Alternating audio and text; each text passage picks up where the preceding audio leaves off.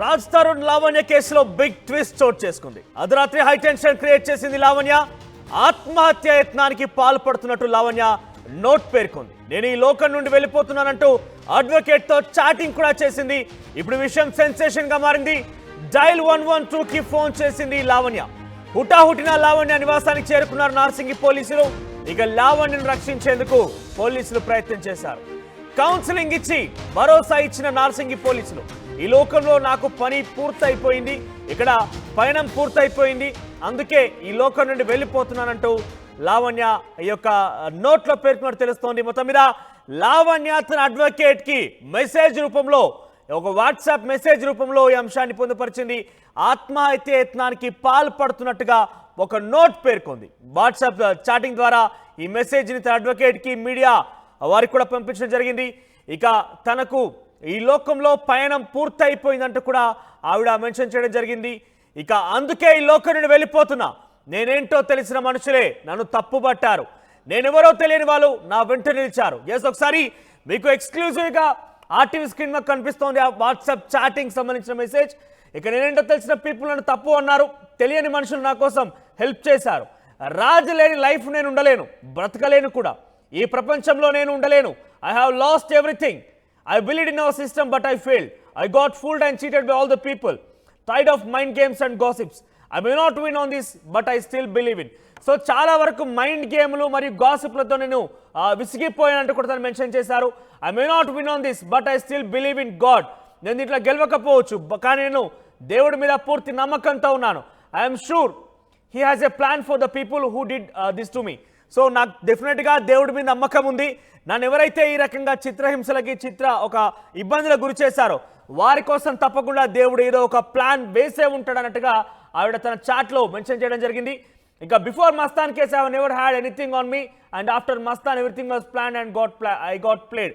అంటే మస్తాన్ కేసు కంటే మున్పు నాకు ఎటువంటి సంబంధాలు లేవు, ఎటువంటి ఆరోపణలు కానీ, ఇటువంటి తప్పుడు ఆరోపణలు ఎప్పుడు నాకు లేవు, ఎప్పుడు కూడా నేను చింతించలేదు కూడా. కానీ మస్తాన్ కేసు తర్వాత అన్ని రకాల విధాలుగా నన్ను ప్లాన్ చేసి మరి పట్టుబడి నాతో ఆడుకున్నారంటూ కూడా దాన్ని మెన్షన్ చేయడం జరిగింది. ఇక దానికి సంబంధించి ఇన్ డీటెయిల్గా చూస్తే కనుక మస్తాన్ కేసు కంటే ముందు ఎటువంటి అంశాలు లేవు. ఇక after request and begged Malvi Malhotra, she still did it. So అప్పటికి నేను చాలా మాల్వి మల్హోత్రాను బతిమలాడుకున్నాను, మాల్వి మల్హోత్రాని నేను వేడుకున్నా, అయినప్పటికీ కూడా తను వినలేదు. ఈ రకంగా నా మీద కొంత హింసలు పెట్టే రకంగా, నన్ను ఇబ్బందులు పెట్టే రకంగా తను ప్రయత్నించిందంటూ కూడా తన ఏదైతే ఆత్మహత్య యత్నానికి పాల్పడే ముందు వాట్సాప్ ద్వారా తన అడ్వకేట్కి పంపించినటువంటి ఈ మెసేజ్లో పొందుపరిచి ఉంది. ఇక మాకు తినడానికి తిండి లేదు అని బెగ్ చేసా while she joined everything. So తినడానికి తిండి కూడా లేదంటూ నేను అడుక్కున్నానంటూ కూడా ఆవిడ చెప్పడం జరిగింది. అయినప్పటికీ రాజ్ తరుణ్ తనను పట్టించుకోలేదు, తనని బేఖాతరు చేశాడు రాజ్ తరుణ్ అంటూ కూడా మెన్షన్ చేశారు. Raj parents are also one of the main reason. Raj Tarun యొక్క తల్లిదండ్రులు కూడా దీంట్లో ఒక పక్కా ప్లాన్ ప్రకారం చేసిన దాంట్లో వాళ్ళు కూడా ఒక కారణం అంటూ లావణ్య తన యొక్క మెసేజ్లో, అడ్వకేట్కి పంపించిన మెసేజ్లో పేర్కొనడం జరిగింది. ఇక Malvi Malhotra is the reason. ఇక్కడ మీరు గమనించాలి, తన మరణానికి కారణం అంటే తన ఆత్మహత్య యత్నానికి పాల్పడే విధంగా ఒక నోట్ రాసింది కాబట్టి ఆ నోట్లో చాలా క్లియర్గా మెన్షన్ చేసింది, నా యొక్క ఆత్మహత్య యత్నానికి కారణం ముమ్మాటికి మాల్వి మల్హోత్రా అన్నట్టుగా మెన్షన్ చేసింది. ఇక my sincere apologises to my family and Dilip Kalyan sir and to the media. So తనకి తోడ్పాటు అందించి ఇన్ని రోజులుగా తనకి తోడుగా నిలిచినటువంటి అడ్వకేట్కి మరియు మీడియాకు కూడా ధన్యవాదాలు అంటూ తను మెన్షన్ చేసింది. సో వెంటనే ఈ అంశాన్ని తన అడ్వకేట్ పోలీసుల సమాచారం ఇవ్వడంతో పోలీసులు వెంటనే లావణ్య ఇంటికి చేరుకున్నారు. లావణ్యని కౌన్సిలింగ్ ఇచ్చి నార్సింగ్ పోలీసులు లావణ్య ఆత్మహత్య యత్నానికి పాల్పడకుండా అడ్డుకోవడం జరిగింది. ఎస్, దీనికి సంబంధించి మరింత సమాచార ప్రతినిధి మధు అందిస్తారు. ఎస్ మధు, సో కొన్ని రోజులుగా, ఒక వారం 10 రోజులు ఎక్కడ చూసినా కూడా రాజ్ తరుణ్ లావణ్యకు సంబంధించిన అంశం పెద్ద ఎత్తున చర్చనీయాంశం అవుతోంది. సో లీగల్గా ఫైట్ చేసేందుకు లావణ్య ముందుకు వెళ్ళడం మనం చూస్తున్నాం. చాలా వరకు మీడియాతో మాట్లాడడం కావచ్చు, ఆధారాలు కూడా సమర్పించిన ఘటనలు చూస్తున్నాం. సో ఒకవైపు ఇదంతా జరుగుతుండగానే లావణ్య ఆత్మహత్య యత్నానికి పాల్పడబోతున్నట్టుగా ఒక మెసేజ్ ద్వారా అడ్వకేట్కి పంపించడాన్ని ఎలా చూడాల్సిన అవసరం ఉంటుంది? ప్రస్తుతం తన పరిస్థితి ఎలా ఉంది? నిజంగానే రాజ్ తరుణ్ లావణ్యకు సంబంధించినటువంటి విషయం బాగా చర్చ కొనసాగుతుంది. నా మరణాన్ని కోరుకున్నాడు రాజ్ తరుణ్. అందులో భాగంగానే నేను చనిపోవాలనుకుంటున్నాను అంటే ఆమె లేఖలో చాలా స్పష్టంగా పేర్కొన్నారు. అయితే నేను వచ్చిన పని అయిపోయింది, నేను అందుకే వెళ్ళిపోతా ఉన్నాను అంటూ అడ్వకేట్ తో చాట్ చేయడము, అడ్వకేట్ పోలీసులకు ఇన్ఫార్మ్ చేయడము, ఆమె కూడా 112కి కాల్ చేయడంతో పోలీసులు అక్కడ చేరుకొని మొత్తానికి ఆత్మహత్య యత్నాన్ని విరమింపజేశారు, అడ్డుకున్నారు పోలీసులు. ఆమెను పోలీసులు రక్షించినటువంటి సిచ్యువేషన్ ఉంది. గత కొంతకాలం నుంచి తెరపైకి వచ్చింది ఇష్యూ, చాలా వివాదం అవుతా ఉంది. దీంట్లో రాజ్ తరుణ్ కుటుంబ సభ్యులు, ఆయనకు సంబంధించినటువంటి సహనటి ఎవరున్నారో వారిపైన తీవ్రమైనటువంటి ఆరోపణలు చేస్తా ఉన్నారు. లావణ్య నన్ను రాజ్ తరుణ్ అన్ని రకాలుగా మోసం చేశాడు, దారుణంగా ఆయన చేతిలో మోసపోయాను, నన్ను నమ్మినటువంటి వాళ్ళు నన్ను మోసం చేశారనేటువంటి లావణ్య ఆమె ఒక ఆత్మహత్యానికి ప్రయత్నం చేసింది. అయితే ఆమెకు కౌన్సిలింగ్ ఇచ్చి ప్రస్తుతం భరోసా కల్పించే ప్రయత్నం చేస్తున్నారు. భరోసా సెంటర్ కు తీసుకెళ్లారు పోలీసులు. ఇలాంటి ఘటనలు చూసాం. సినిమా నటులకు సంబంధించినటువంటి అనేక వివాదాలు తెరపైకి వస్తూనే ఉంటాయి. యువ నటుడు అనేక సినిమాల్లో హీరోగా చేసినటువంటి రాజ్ తరుణ్ ఇలాంటి వివాదాల్లో కూరుకుపోవడం, ముఖ్యంగా సహజీవనం చేస్తూ ఈమెను నెగ్లెక్ట్ చేస్తా ఉన్నారు, గుళ్ళో పెళ్లి చేసుకొని కూడా మోసం చేస్తా ఉన్నారు, దీనిలో కుటుంబ సభ్యుల ఇన్వాల్వ్మెంట్ ఉందనేటువంటి ఆమె లేఖలో పేర్కొంది. అనేక విషయాలు ఆయన అడ్వకేట్ ద్వారా చెప్పించే ప్రయత్నం చేస్తా ఉన్నారు. 700కు సంబంధించినటువంటి ఫోటోలను ఇప్పటికే ఆమె పోలీసులకు అందజేశారు.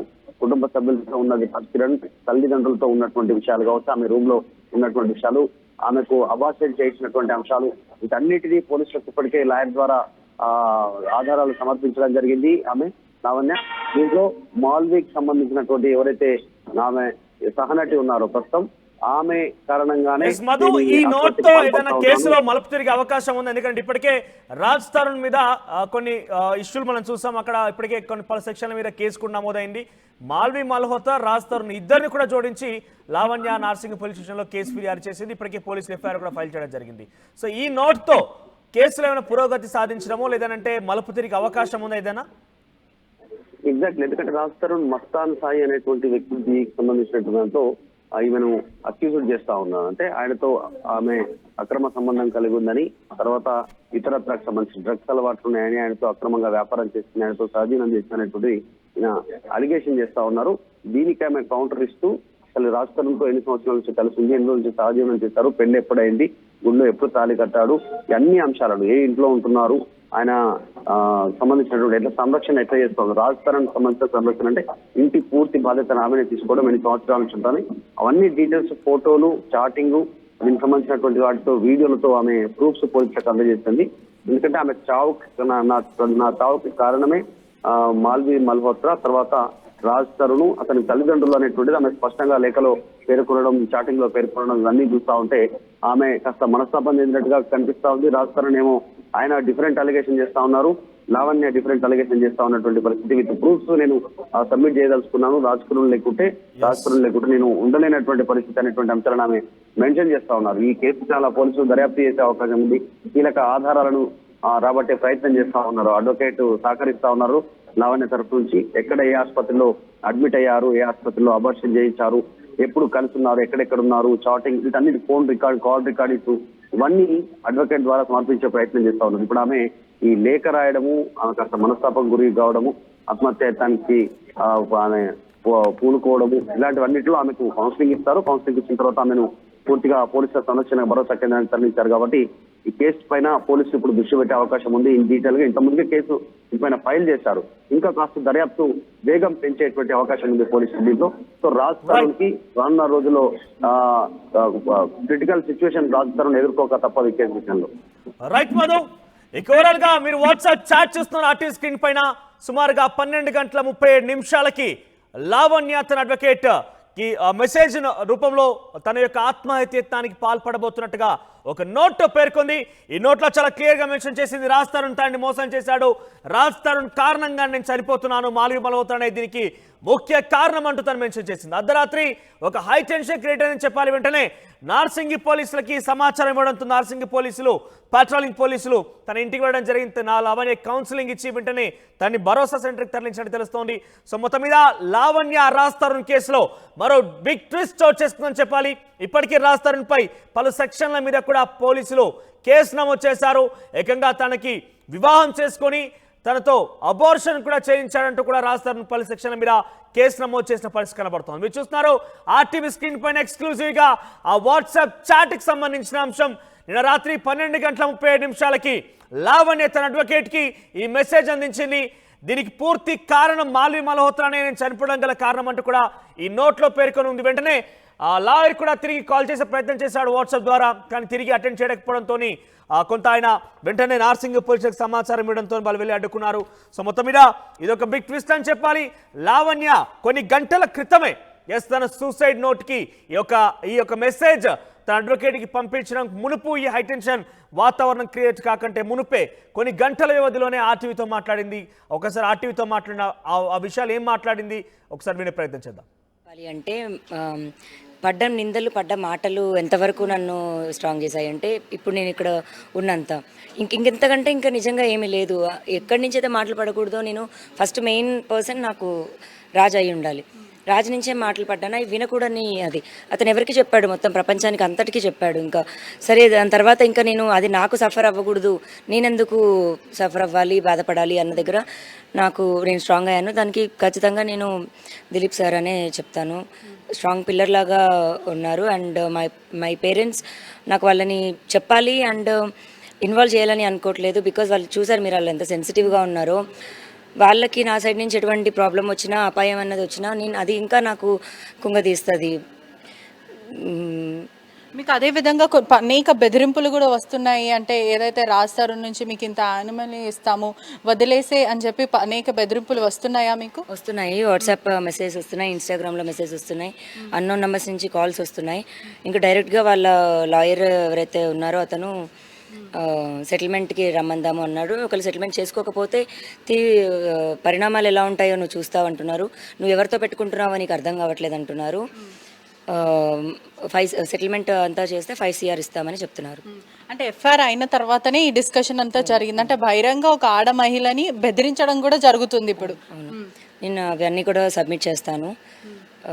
ఇంకా కుదిరితే ఆ లాయర్ పైన కూడా కేసు నమోదు చేస్తాం. చెప్పండి లావణ్య, మొదట మీరు ఇవన్నీ ఏదైతే అబోర్షన్ అని ఇప్పుడు తెరపైకి వస్తుందో మొదట మీరు చెప్పలేకపోయారా, లేకపోతే ఇప్పుడు సృష్టించి చెప్తున్నారా? అసలు ఏంటి, కొంతమంది నెటిజన్స్కి కూడా తెలుసుకోవాలని చాలా అనిపిస్తుంది. అంటే ఎందుకు అంటే నావాడే అని చెప్పి ఆగిపోయారా, లేకపోతే ఏంటి కారణం ఏంటి, ఇప్పుడు చెప్పాల్సిన అవసరం ఏంటి? ఒకటి, అది చాలా సెన్సిటివ్ టాపిక్, బయటికి చెప్పాలన్నది అయితే నాకు లేదు. అండ్ సృష్టించడం అంటే 2016ది లేదా 17, 18ది ఇప్పుడు తీసుకొచ్చి ఎక్కడి నుంచి క్రియేట్ చేస్తాము. అండ్ అదైతే చిన్న హాస్పిటల్ కూడా కాదు. మరి 2016 బ్యాంక్ ట్రాన్సాక్షన్ ఎక్కడి నుంచి మనం సృష్టిస్తాము?